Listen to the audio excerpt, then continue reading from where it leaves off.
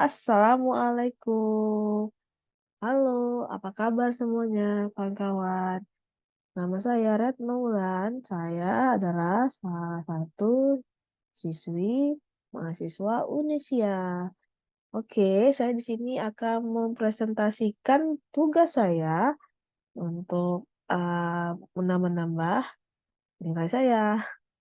Oke, oke kita mulai aja dari uh, pertama untuk melihat PowerPoint saya di sini. Oke, saya akan mempresentasikan dengan judul Hutang Jangka Pendek, pertemuan 1. Oke, di sini kita akan punya agenda.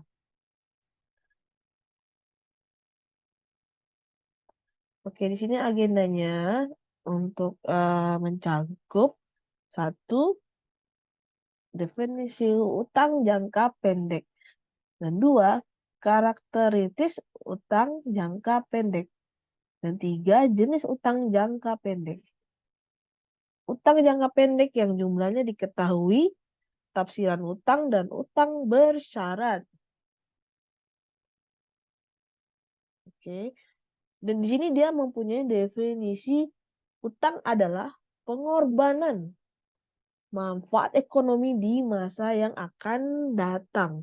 Mungkin terjadi akibat kewajiban suatu badan pada masa kini untuk mentransfer aktiva atau menyediakan jasa badan usaha lain di masa yang akan datang. Sebagai akibat transaksi akan terjadinya di masa lalu. Oke, jadi 1, utang jangka pendek, dan 2, utang jangka panjang. Lanjut ya. Liabilitas.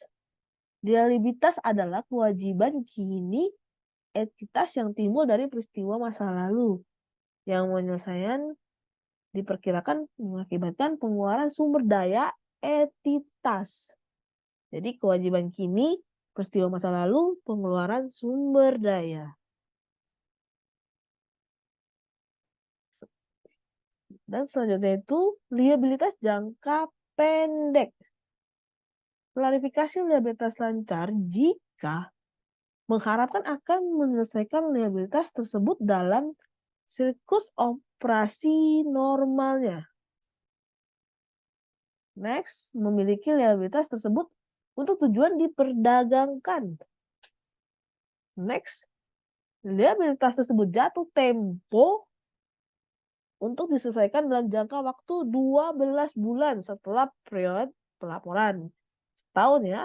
Atau tidak memiliki hak tanpa syarat untuk menunda penyelesaian liabilitas selama sekurang-kurangnya 12 bulan setelah periode pelaporan.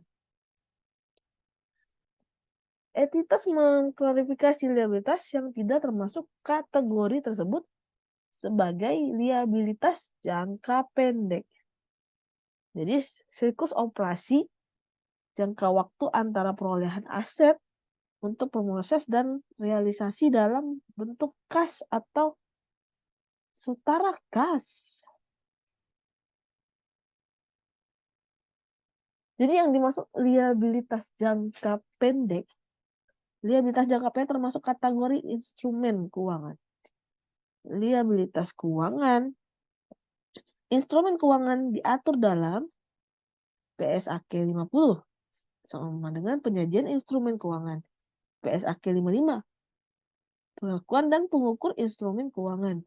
PSAK 60 pengungkapan instrumen keuangan. Liabilitas diukur dengan nilai wajar, nilai amortisasi atau harga perolehan. Biaya transaksi untuk yang diukur dengan nilai wajar dibebankan sebagai biaya periode berjalan. Sedangkan untuk yang diukur lain dengan nilai wajar dikapitalisasi.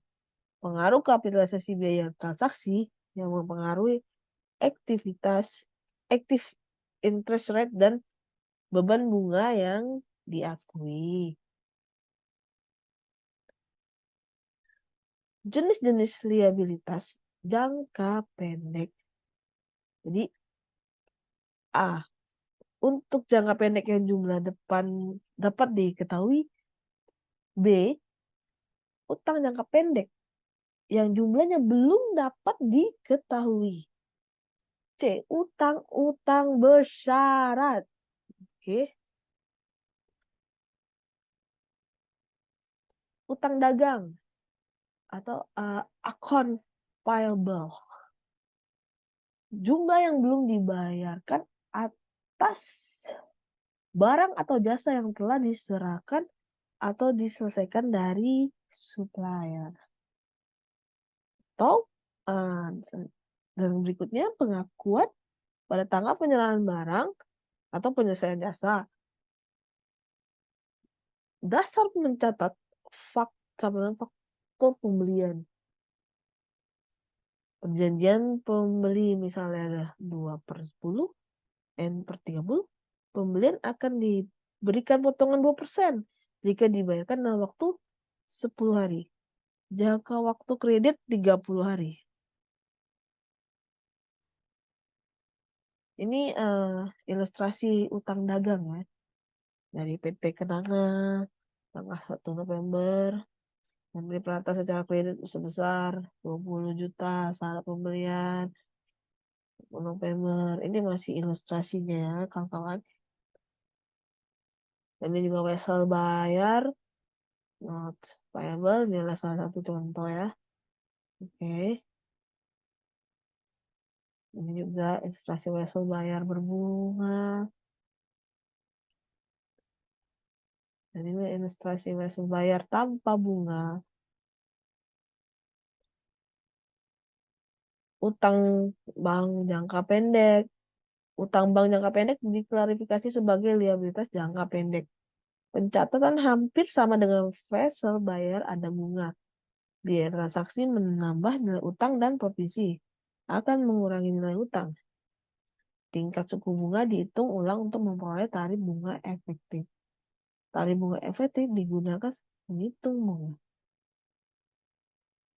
Ini ada pokok utang provisi plus biaya transaksi dan dikali tarif bunga active sama dengan beban bunga. Utang bank jangka pendek. Utang bank jangka pendek itu utang bank yang diklasifikasikan sebagai liabilitas jangka pendek. Pencatatan hampir sama dengan hasil bayar. Ada bunga, biaya transaksi menambah nilai utang dan provisi mengurangi nilai utang, mempengaruhi tarif bunga efektif. Liabilitas jangka pendek dibiayai kembali. Itu liabilitas keuangan yang dibiayai kembali akan jatuh tempo dalam 12 bulan setelah periode pelaporan diklarifikasi sebagai liabilitas jangka pendek. Jika entitas tidak memiliki hak tanpa syarat untuk membiayai kembali, pelanggaran perjanjian utang mengakibatkan kreditur meminta percepat pembayaran, maka liabilitas tersebut disajikan sebagai liabilitas jangka pendek. Meskipun kreditur mengizinkan penundaan pembayaran selama 12 bulan setelah tanggal pelaporan, tetapi prosedur tersebut diperoleh setelah tanggal pelaporan. Utang dividen. Utang dividen diakui sebagai pengumuman dividen dalam rapat umum pemegang saham. Utang dividen diakui hanya dividen tunai atau dividen yang diberikan dalam bentuk aset. Dividen saham tidak dicabut oleh penerima dan tidak ada pengakuan utang. Definisi saham akan dicatat dengan mengklarifikasi saldo laba ke modal agio saham. Baiklah, saudara-saudara, kawan-kawan semua, dan para dosen yang saya hormati, demikian presentasi saya